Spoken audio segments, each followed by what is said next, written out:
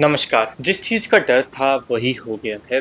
अब उड़ीसा के अंदर आता हुआ बहुत ही ज़्यादा भयंकर तूफ़ान, दाना तूफ़ान जो है ये जिसको नाम दिया गया है, इसको ये बंगाल की खाड़ी से निकल चुका है और उड़ीसा के अंदर अभी चल रही हवाएँ और उसके साथ-साथ आता हुआ बहुत तेज़ी से, बहुत तीव्रता से तूफ़ान आ रहा है, जिसको माना जा रहा है कि जैसे ही वो राज्य के अंदर जैसे ही वो टकराएगा, उसके टकराने के साथ-साथ हवाओं की जो स्पीड है, वो 120 से 150 किलोमीटर प्रति घंटा की रफ्तार से बढ़ जाएगी।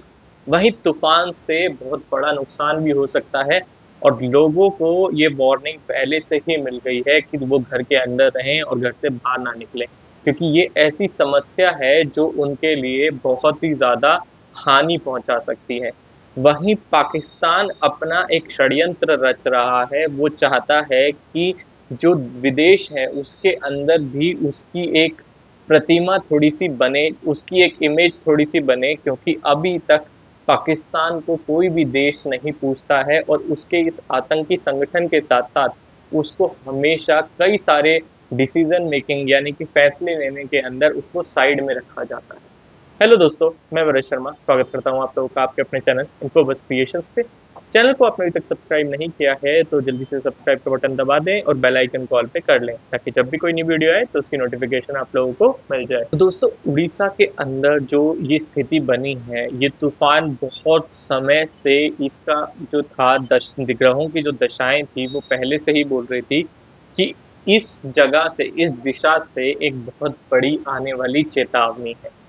अब वो चीज़ें जल से रिलेटेड थी तो इसी वजह से जो आप लोगों को बताया भी गया था कि चंद्र ग्रहण के बाद में जल के अंदर होने वाली कई सारी ऐसी प्रतिक्रिया होंगी जिससे हमारे को हानि पहुंच सकती है। और उसी के साथ-साथ जो बंगाल की खाड़ी है उससे उठते हुए तूफ़ान, आप लोगों को पहली बार नहीं है कि जो ये बंगाल की खाड़ी से ये तूफ़ान उठे हैं, इससे पहले भी ऐसी स्थिति उत्पन्न होती हुई नज़र आई है। वैसा ही कुछ अभी भी एक ऐसा तूफ़ान आने की पूरी संभावना जो थी, वो अब सच हो गई है। तो अब जो ये दाना तूफ़ान आया है, इसने उड़ीसा के अंदर बहुत बड़ा हाहाकार मचा दिया है। इसकी वजह से होने वाली क्षति बहुत ही ज़्यादा होगी।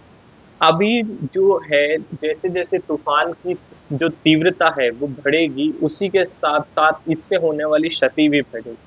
क्योंकि लोगों ने जो अभी बड़े-बड़े जो आप लोगों को इवन जो ट्रेन स्टेशन है, जहाँ से आप लोग रेल यात्रा कर सकते हैं, वहाँ पर भी रेलों को पटरी के द्वारा चेन से बाँधा जा रहा है क्योंकि उससे बहुत बड़ा ये खतरा है कि जब हवाएँ चलेंगी तो हो सकता है कि ट्रेन के जो डिब्बे हैं, वो एकदम से उड़ने लग जाएँ और उसकी वजह से कोई भी कहीं पर भी क्षति होने की पूरी संभावना है। अब आप खुद सोच लीजिए कि अगर तूफ़ान से एक ट्रेन का डिब्बा उड़ सकता है, तो ये कितनी क्षति आगे पहुँचाने वाला है। क्योंकि ये तूफ़ान सिर्फ़ थोड़ी तीव्रता से नहीं, एक तो ये बहुत ज़्यादा तीव्र इसकी स्पीड जो है वो 120 से 150 किलोमीटर की जो रफ़्तार है, ये इतनी ज़्यादा हानिकारक है कि इसके अंदर अगर इंसान फँस जाए, तो उसका निकलना उसके निकलने की संभावना बिल्कुल ही ख़त्म हो जाती है। तो इसी वजह से पहले से ही वार्निंग दी गई है कि कोई भी इंसान घरों से बाहर ना निकले क्योंकि घरों से बाहर अगर वो निकलता है तो तूफान की चपेट में आ सकता है जिससे जान माल की बहुत बड़ी हानि हो सकती है। अभी इसी के साथ-साथ तूफान के साथ-साथ जल स्तर के बढ़ने की भी बहुत बड़ी आशंका है और जो समुद्र है, क्योंकि ये तटीय इलाके के पास में आता है और जो समुद्र है, समुद्र का वेग इस टाइम पे बहुत ज़्यादा बढ़ेगा और जैसे ही समुद्र का वेग बढ़ेगा तो लहरें इतनी ऊँची उठेंगी कि हो सकता है कि लहरों से भी बहुत बड़ी क्षति हो जाए। तो इसलिए उड़ीसा के अंदर जितने भी लोग रह रहे हैं, वो इसका ध्यान रखें और उड़ीसा के साथ-साथ ही जो तटीय इलाके हैं, वो भी इन चीज़ों का ध्यान रखें क्योंकि वहाँ पर भी क्षति होने की पूरी-पूरी संभावना। अब इसी के साथ-साथ मैं आप लोगों को बताता हूँ कि पाकिस्तान एक बहुत बड़ी साजिश रच रहा है। वो चाह रहा है कि जो भारत है और जो चाइना है, वो उसका समर्थन कर दे ताकि वो आरआईसी जो ट्रिक मैंने आप लोगों को बताया था कि चाइना, इंडिया और आप लोगों को पता है रशिया। ये 3 ऐसी कंट्रीज साथ में आ रही हैं जिसकी वजह से जो बाहर के कई विदेशों की जो कंट्रीज भी हैं वो भी मतलब अब ये देख रही है कि अगर ऐसा कुछ हुआ तो सुपर पावर के बदलने में देरी नहीं लगेगी। इसी वजह से सिर्फ इसी के कारण पाकिस्तान जो है वो भारत से अब समझौता करना चाह रहा है। वही चाइना से सपोर्ट मांग रहा है, चाइना से अपना ऐसा उसको रिश्ता बनाना चाह रहा है कि जो चाइना उसको सपोर्ट करे इस रिश्ते के अंदर, इस आरआईसी के अंदर आने के लिए। मगर भारत ने इसको बहुत बड़ी नामंजूरी दी है, क्योंकि आप लोगों को जानते ही हो कि जो पाकिस्तान है वो सदा से ही आतंकी संगठन के साथ में मिलता हुआ आया है। और अभी भी जो अभी जयशंकर गए थे उन्होंने तभी यही चीज बात करी है कि जब तक पाकिस्तान आतंकी संगठन का साथ नहीं छोड़ेगा तब तक उसको किसी भी तरह से शामिल नहीं किया जाएगा। तो ये बहुत बड़ी बात है। वहीं एक चीज आप ये देखिए कि धर्म युद्ध जो आगे बढ़ता जा रहा है, जो ग्रहों का परिवर्तन हुआ था जिससे मैंने आप लोगों को ये बोला था कि 2024 के अंदर आगे आने वाले ये 2 महीने भी बहुत ज्यादा कठिन रहेंगे। इसके अंदर धर्म युद्ध आप लोगों को जगह जगह पर आप लोगों को देखने को मिलेगा। वहीं जो दिल्ली है, दिल्ली के ऊपर बहुत बड़ा संकट मंडरा रहा है। और अभी आप देखिए कि जामिया मिलिया इस्लामिया जिसके अंदर आए दिन ऐसी चीजें होती रहती हैं। अभी जो वाल्मीकि उत्सव है उसके अंदर उनको मना कर दिया गया है और ये तक बोल दिया गया है कि अब यहाँ ना तो यहाँ पर हिंदू का कोई भी त्योहार मनाया जाएगा, ना दिवाली, ना फिर उनका कोई वाल्मीकि उत्सव। हालांकि ये चीजें बहुत सालों से ही मनाई जा रही हैं, मगर अभी विवादित ऐसा हुआ है कि एकदम से उन्होंने इस चीज को मना कर दिया है। इसके अगेंस्ट में कई सारे लोग बोलने लगे हैं। वहीं वहां पर फिलिस्तीनियों के नारे लग रहे हैं। तो आप ये सोचिए कि जामिया मिलिया इस्लामिया के अंदर फिलिस्तीनियों के नारों का क्या काम।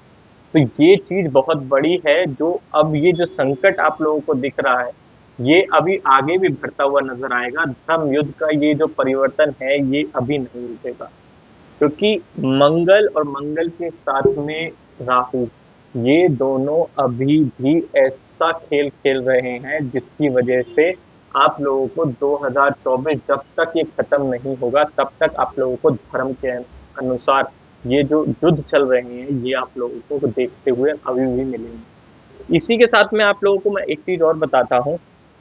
जब सूर्य ग्रहण लगा था तो सूर्य ग्रहण के साथ में आप लोगों को पता था कि मिडिल ईस्ट का जो युद्ध है वो एकदम से आप लोगों को बढ़ता हुआ नजर आएगा। वहीं ईरान ने इसराइल के ऊपर अटैक कर दिया। जैसे ही सूर्य ग्रहण का समय आया इसराइल के ऊपर ईरान का अटैक हो गया। अब मैं आपको एक चीज बताता हूँ कि 31 अक्टूबर के जस्ट बाद ही आप लोगों को 1 से 7 नवंबर के बीच में एक बड़े युद्ध, एक बड़े अटैक की आशंका है। और इस 1 से 7 नवंबर के बीच में अगर कोई भी बड़ा अटैक होता है तो वो दुनिया को विध्वंस की ओर लेके जाएगा। और ऐसा विध्वंस होगा कि उससे शायद अब तक की जो वर्ल्ड वॉर की जो स्थिति को टाला जा रहा था, अगर 1 से 7 तारीख के बीच में अब युद्ध शुरू होता है तो वो वर्ल्ड वॉर की पूरी पूरी स्थिति को कायम कर देगा।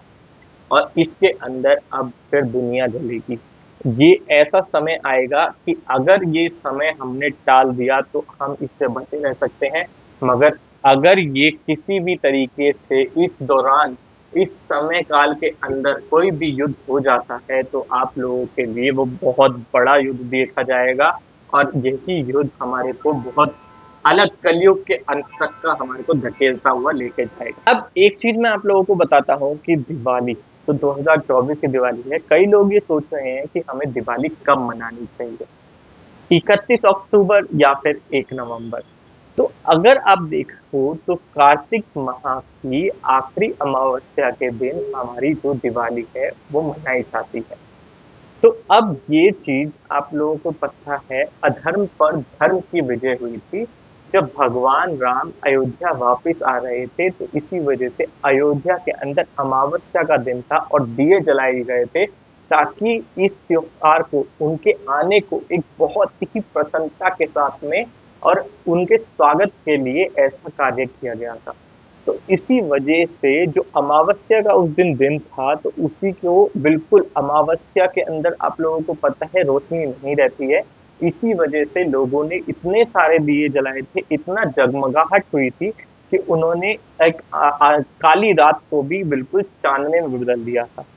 तो वही चीज है कि अभी जो दिवाली है वो अमावस्या जो शुरू हो रही है वो 31 अक्टूबर को 3:52 पे, ये दोपहर के 3:52 से शुरू हो जाएगी और 1 नवंबर को सुबह 6 बजे तक ये अमावस्या चलने वाली है। तो अब आप खुद सोचिए कि अगर अमावस्या की रात को दिवाली मनाई जाती है तो 31 अक्टूबर की रात ही उसका शुभ समय है और इसी वजह से जो दिवाली का जो त्योहार मनाया जाएगा वो 31 अक्टूबर की रात को ही मनाया जाएगा। अब ये चीज बहुत लोग सोचते हैं कि अब आप दिवाली जब मनाते हो तो उसके अंदर तेल के दीपक क्यों जलाए जाते हैं। इसका एक पीछे साइंटिफिक लॉजिक भी है। जब भी आपको पता है कि मौसम का परिवर्तन होता है तो इस टाइम पे जो बैक्टीरिया है उसका एक तरह से फंक्शनिंग बढ़ जाती है। इस टाइम पे वो बहुत ही जल्दी विकसित होने शुरू हो जाते हैं और इस समय पे आपको बैक्टीरिया भी बहुत ज्यादा दिखने लगेगा। आप लोगों ने देखा होगा दिवाली के आसपास में मच्छर बहुत ज्यादा होने लग जाते हैं। छोटे छोटे से कीटाणु वगैरह बहुत आप लोगों को ऐसे देखने को मिलेंगे। वहीं जब दिवाली आती है तो आप तेल का दीपक जलाते हो। जो तेल का दीपक जैसे ही जलता है उसके अंदर होने वाले जो पदार्थ हैं वो उन बैक्टीरिया को कम करते हैं, उसके अंदर बहुत बड़े सहायक होते हैं। इसी वजह से हम दिवाली के ऊपर तेल का दीपक भी जलाते हैं। ये एक बहुत बड़ा साइंटिफिक लॉजिक है तेल का दीपक जलाने के लिए। तो इस चीज का आप लोग बिल्कुल ध्यान रखना। वहीं मैंने आप लोगों को बताया था कि शुक्र ग्रह का अब जो मकर राशि के अंदर शनि के साथ गोचर होने वाला है और ये 3 राशियों का बहुत अच्छा लाभ देगा, वृषभ, तुला और मकर। तो ये जो शुक्र और शनि ग्रह हैं ये मित्र ग्रह हैं और इनका गोचर इन 3 राशियों के लिए बहुत अच्छा लाभदायक भी रहेगा। दोस्तों, आशा करता हूँ वीडियो आप लोगों को पसंद आएगा। वीडियो पसंद आए तो लाइक करें, शेयर करें अपने दोस्तों के साथ में और आपको और आपके परिवार को होली अष्टमी की हार्दिक शुभकामनाएं मेरी तरफ से। धन्यवाद।